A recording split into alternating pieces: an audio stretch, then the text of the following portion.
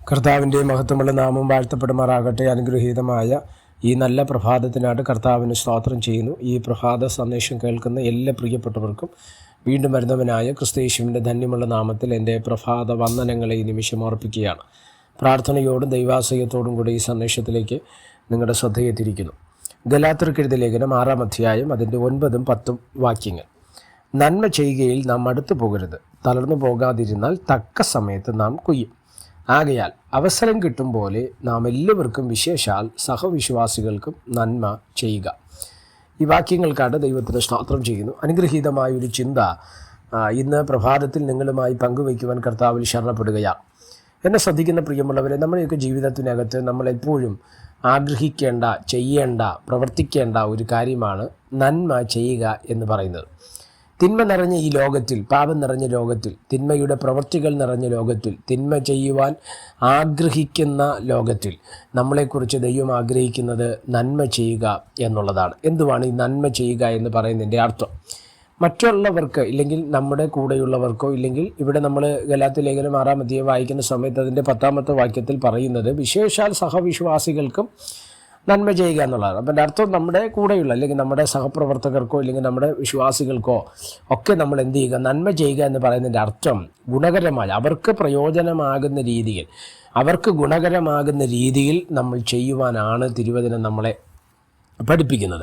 അപ്പം എന്നെ ശ്രദ്ധിക്കുന്ന ദൈവമക്കളോട് ഞാൻ പറയാം, തിന്മ പ്രവൃത്തികൾ നടക്കുന്ന ഒരു കാലമാണ് ഈ കാലം, അല്ലേ? ഇപ്പം നമുക്കറിയാം, ഒരു മനുഷ്യൻ ഒരു കാര്യം നമ്മോട് ചെയ്യണമെങ്കിൽ അതിൻ്റെ അപ്പുറത്ത് അവർ നാളെ അത് നമ്മളിൽ നിന്ന് പ്രതീക്ഷിക്കുന്നു എന്നുള്ളതാണ്.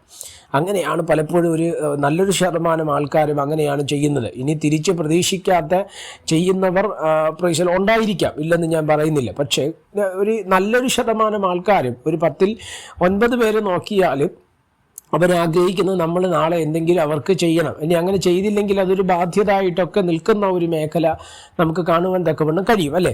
എന്നാൽ ദൈവം എന്താണ് നമ്മളെ പഠിപ്പിക്കുന്നത്? അല്ലെങ്കിൽ യേശു കർത്താവ്, അല്ലെങ്കിൽ തിരുവചനം എന്താണ് നമ്മളെക്കുറിച്ച് പഠിപ്പിക്കുന്നത്? നമ്മൾക്ക് നാളെ ആ രീതിയിലൊരു സഹായം ഈ പറഞ്ഞ വ്യക്തിയിൽ നിന്നോ, അല്ലെങ്കിൽ നമ്മൾ സഹായിച്ച വ്യക്തിയിൽ നിന്നോ കിട്ടുമെന്നല്ല.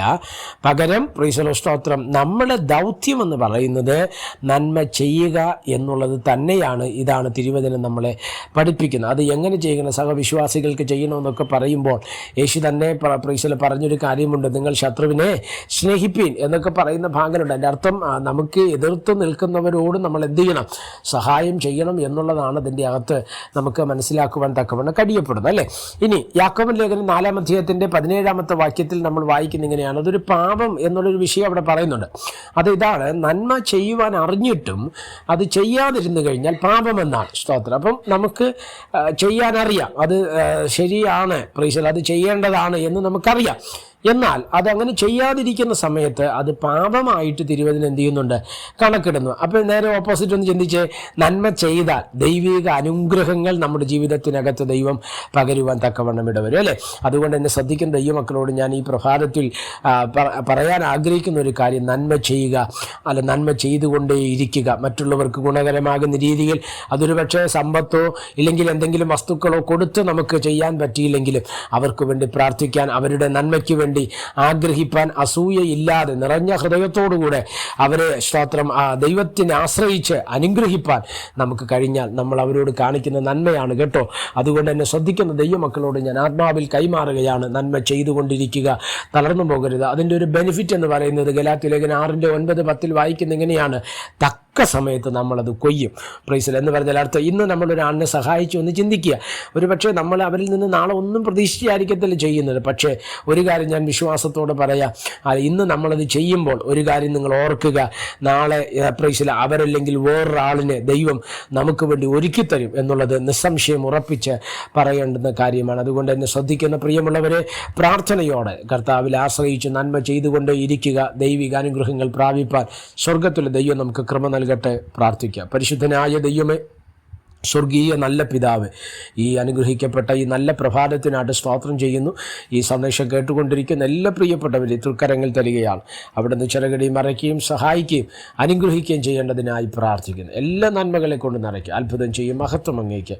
യേശു കർത്താവിൻ്റെ നാമത്തിൽ പ്രാർത്ഥനകളെ കേൾക്കണം. സ്വർഗീയ നല്ല പിതാവേ, ആമേൻ. എല്ലാവരെയും ദൈവം അനുഗ്രഹിക്കട്ടെ. God bless you.